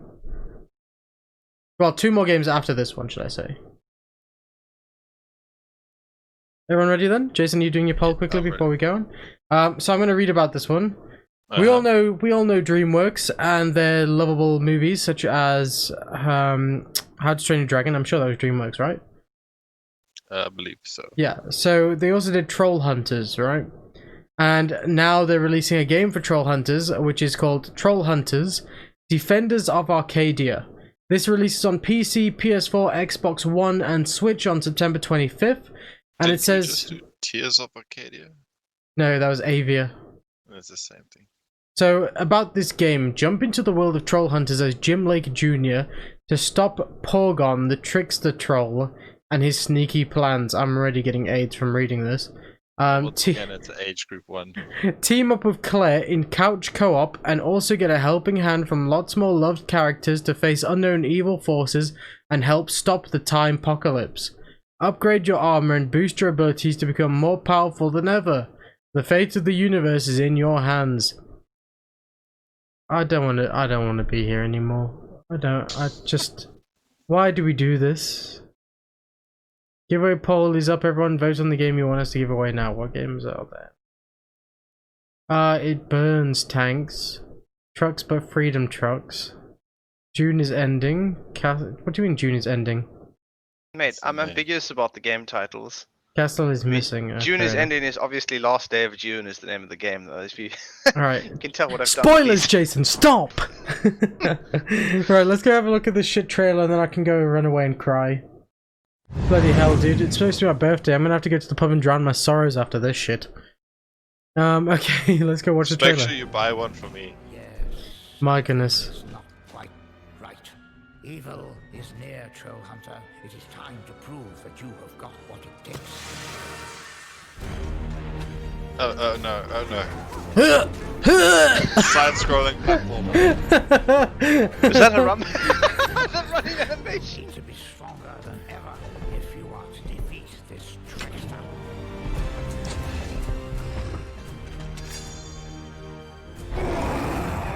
Get ready, Trollhunters, defenders of Arcadia. So now I said I save ones for special games, and this is one of those special games. Indeed, it is one. You guys are giving it a 1, I'm giving that a 0. Well, I'm sorry, but 0 doesn't count on my numerical chart there. Like, I feel like May would also be like that. I'm leaving. I don't want to be on the show anymore. It's the same for me, dude. Casual reminder to everyone, you have 2.5 minutes left to vote on the game you want us to give away at the end. That game got a whopping score of 2. That's high, bro. 2. Wow, that's yeah. I'm not even giving it a score, dude. I'm not talking about it. I'm not giving it a damn score. It can yeet. Yeets can be fucked, you know? My goodness. What did Tour de France have? Probably a 4. And I think that's with us giving it a 2 because Hermé gave it a 0. But there was also 4 of us there, wasn't it? Shit, yeah, there was. Makes your dream target. Let me just have some water before we talk about the next one, which is a very popular one from you guys. So, the next game is Baldur's Gate 3. You can all clap and celebrate. Go on, Jason, do your thing. So yes, it's made by Larian Studios, who are amazing, and they are known for making amazing products, and they really care about people. And it's D&D, which is also amazing, and if you don't play it, you should. And if you think only nerds play it, then Diesel plays it, so there. And yeah, but, like, is his opinion actually something we give a shit about, considering he keeps making Fast and Furious movies? No, but he's definitely not a nerd, so he gives us the free pass into normal people's lives. No, it doesn't. No, it doesn't. He keeps making Fast and Furious movies. No, he's not making them. He's brain damaged. He's paid to act. Hey, listen. Terry Jeffords also plays D&D. He's got a point there, Callum. You know who Terry Jeffords is, right? Yeah, Brooklyn Nine-Nine. He plays D&D. He's Sarge from Brooklyn Nine-Nine. Giant black man. He plays D&D. You can't just say things like that, Josh. It's family friendly. No, I'm just kidding. Listen, you can say what you like. That's not what he is. But what do you mean, Terry Jeffords? It's fucking Terry Crews, you knob. And John Manganiello plays it too. Let's just, yeah. So Baldur's Gate 3 is an upcoming role-playing video game that is being developed and published by Larian Studios. It is set to be released on Microsoft Windows and Stadia streaming service in early access in September 2020. The 30th of September to be precise, like Josh just said, and also on Google here. So let's go to the trailer, because I need a better trailer than that last piece of shit we just watched. Oh, dude, I hate games.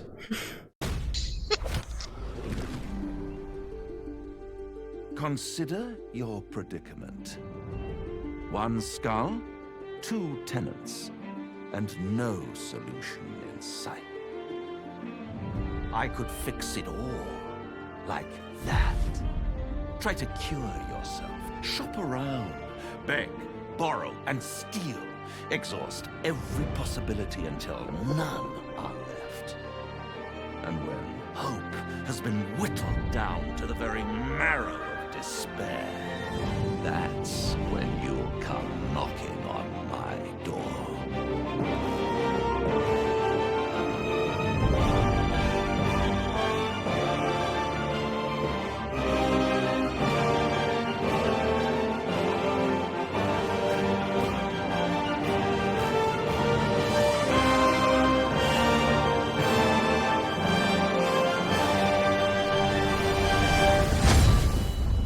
Now, before we say anything, any companies out there that need advice on how to make a good trailer, go and watch this until you make a trailer that is similar. Thank you, goodbye. Damn straight. Yeah, thanks for coming to my left. TED Talk. Oh, is that?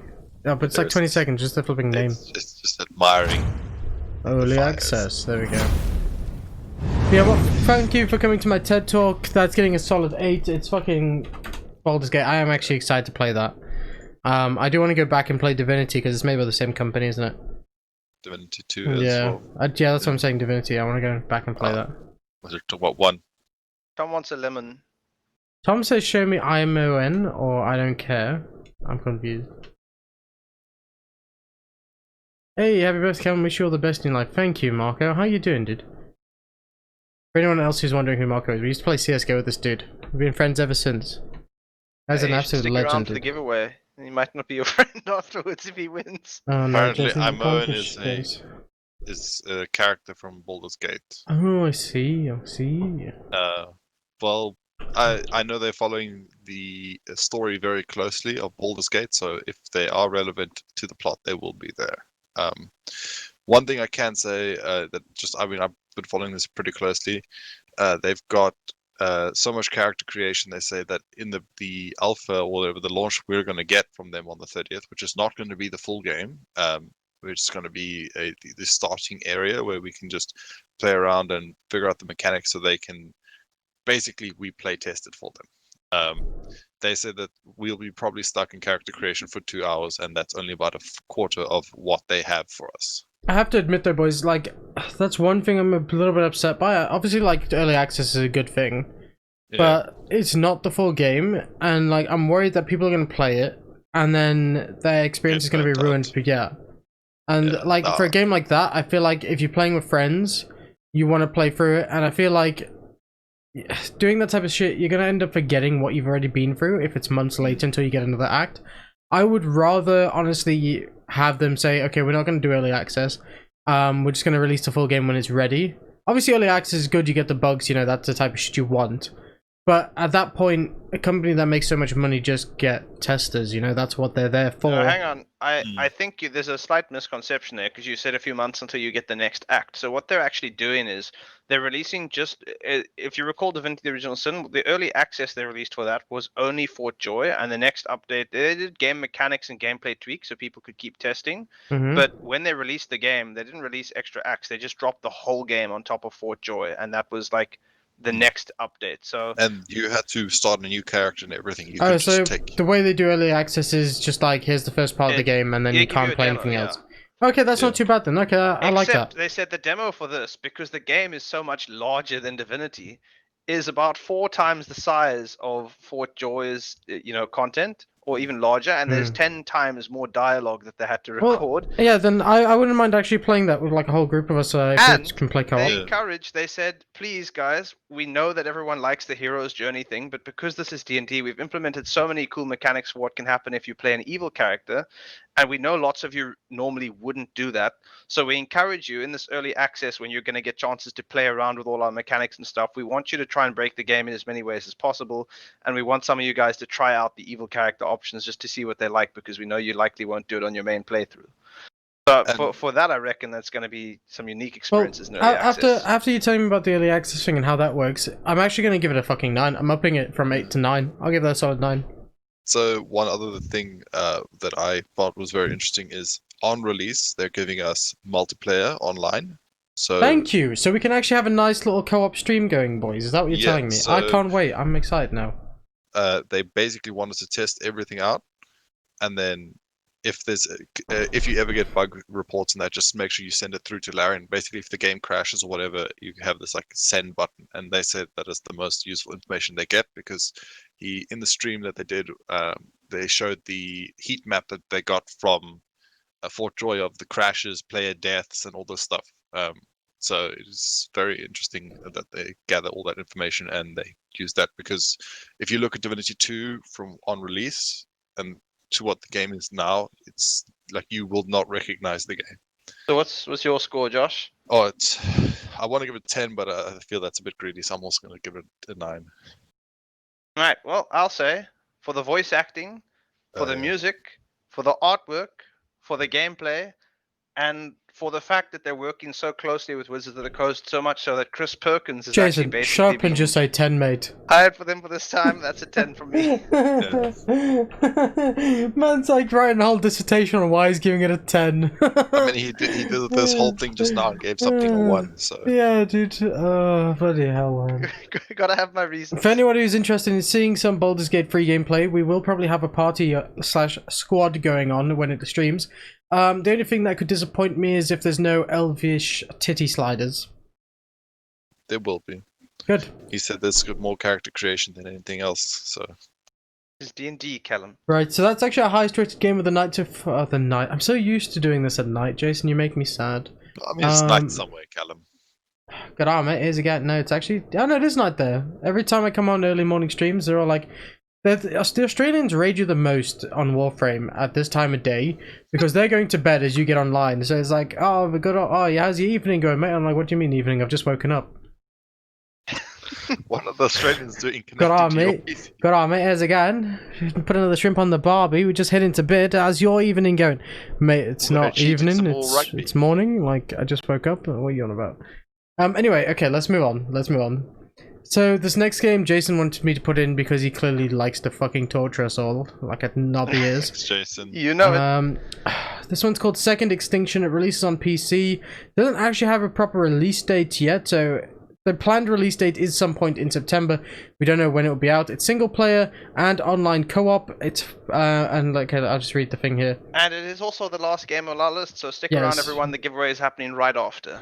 So Second Extinction is an intense free-player online co-op FPS. where you work as a team to take down large groups of savage mutated dinosaurs. Fight through a maelstrom of bullets, bombs, teeth, claws, and gore. It's up to you to reclaim Earth. Okay, then let me swap over to the trailer. Let's go watch this. Is that a Corpus dropship? Yep. He's incumbent.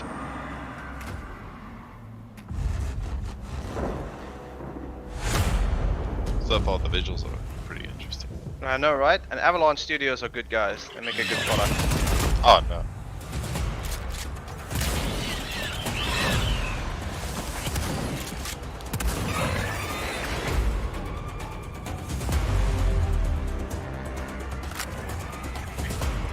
Yeah, I just see raptors.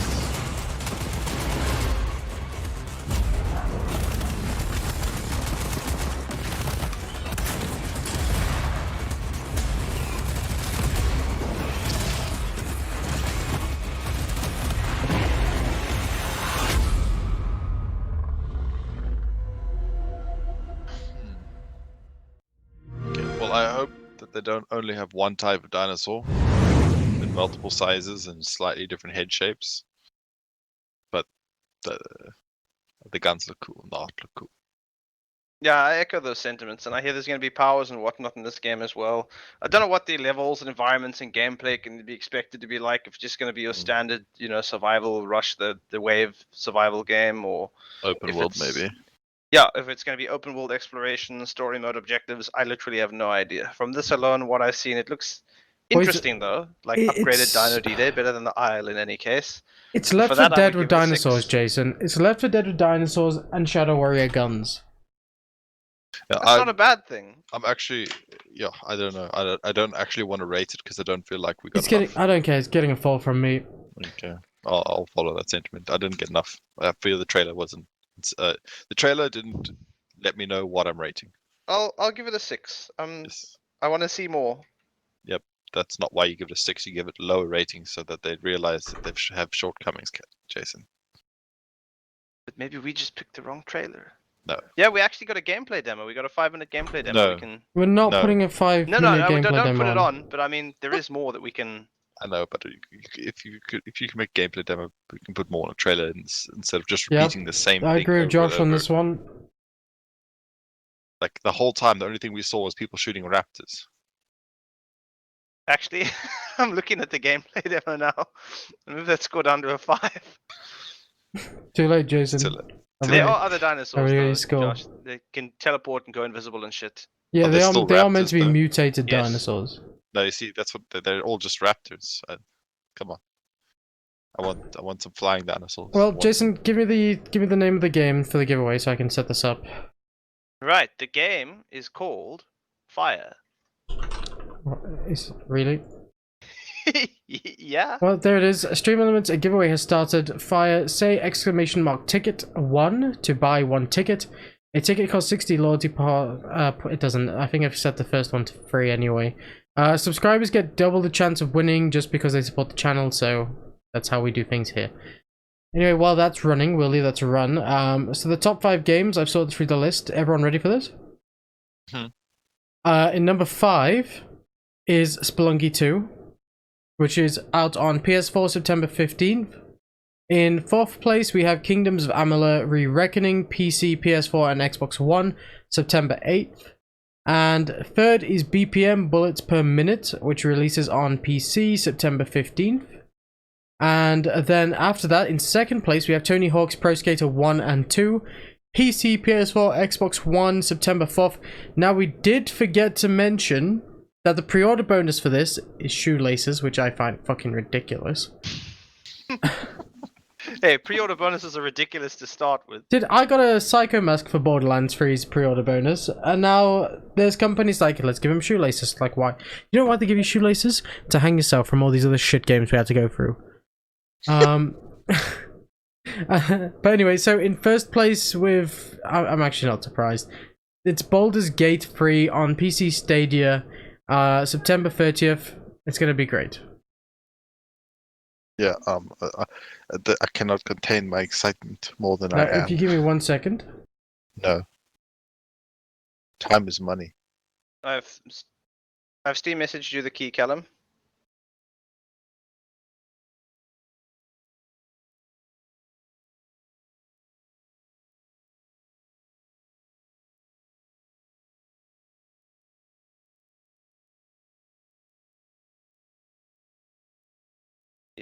Yeah, this is one of the ones you bought. Oh dear. Bloody hell. Right, so I'm gonna let that run for another. You know what? Let's wait until 3 minutes. So I'll run it for another 35 seconds, unless I can't do maths. Also, thank you for following there, Devoid of Defeat. That was me. I just realized Hey, I it's hadn't Josh. followed you yet. I can't do maths. It wasn't 35. Now it's 35. There we go.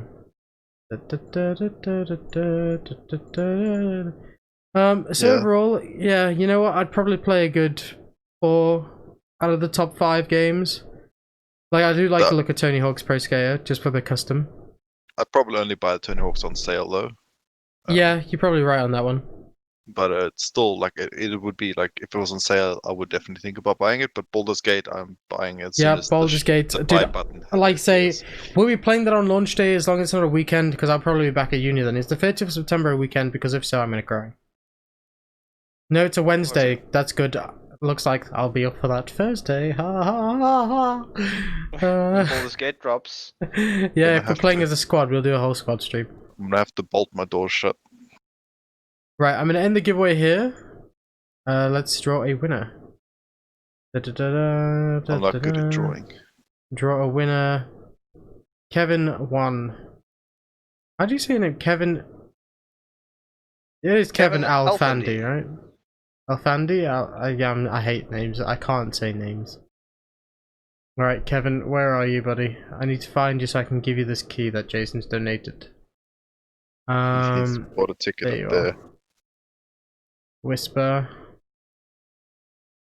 Click the wrong thing. It's just easier to do the wrong thing. Kevin, do me a favor, type in chat again in a second, please, just so I can get your name. And Jason, can you give him the key? I think so. Yeah, just drop him a message, because like I gotta load up my. Yeah, go on, you do that then. That makes it easier for me. Because I read my chat from OBS, but trying to reply to someone is not, or whisper is not a good way of doing things. Oh, I must say, I'm happy with the top 5 list there. I'm only honestly really interested in 2 of them, though. Yeah, pretty much, dude. Pretty much. But yes, this was Games of September. We do this on, well, we try to do it on the last Friday of every month. Currently, it's a part of the show called Games of 2020. We'll be back at the end of September, which is, when's the last Friday of September now? I can't even do it. It'll be the 25th of September when we do another show like this, which will be Games of October. That might be interesting. We got a lot of good games coming out near the end of the the end of the year. At least hopefully, but I'm just thinking, do we actually, because COD popped up in my mind and I'm a bit worried about October and November time, to be honest. But we'll have a look. We'll see what's coming out. We'll do it again then. Thank you, Josh, for appearing on Games of September with us. Oh, thanks for the invite. For those of you who missed any of the games, you can feel free to check out the list on YouTube. I upload the streams to YouTube. I'll be hopefully streaming again every day next week, back to the usual schedule as much as I can, from like 10 to 2 UK time, so that's BST, because we're currently using British summer time. I hate when the times change, it's fucking annoying. Either way, thank you everyone for joining us today. Mink's putting raid. Oh, should we raid someone? Jason, is anybody on that's from the usual crew? No, actually. It is early, isn't it? It's 12. It's 12! I don't even know what to raid, dude. Like, is anybody on? Well, if you want to try hit up some big leagues, Tactical Potato is streaming. No! The only thing you would raid him with is if you could raid him with negative streamers. Unless you want to raid like a smaller Warframe streamer or something, then there's Frozen Balls. I'm sorry? You heard me. Jason, why are you looking at Frozen Balls, dude? Mate, it is what it is. It is what it is. Right. No, if I type in, what type of name is it? Because I don't want to just type in frozen balls. No. Maybe you'd be better off with what's this guy?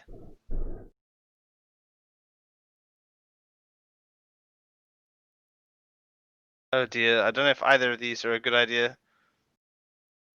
He's playing Nidus, Jason. His name is Frozen Balls with a Z, one word. Frozen balls. Alright, let's go. Let's go raid frozen balls. Am I gonna regret this, Jason? Maybe, we'll see. It's a raid, everybody, let's go! I don't have my pitchfork ready. Everyone ready? Let's go and say hi to frozen balls. Anyway, guys, thanks for joining. We'll see you in the next stream. Bye. Enjoy the rest of your birthday, Callum. Thanks. Cheers, lad, enjoy. Hey, I'm not actually gone. I was just saying goodbye to the stream. Yeah, I know. I just gotta get it in there. I don't even have his Warframe channel up. There he is.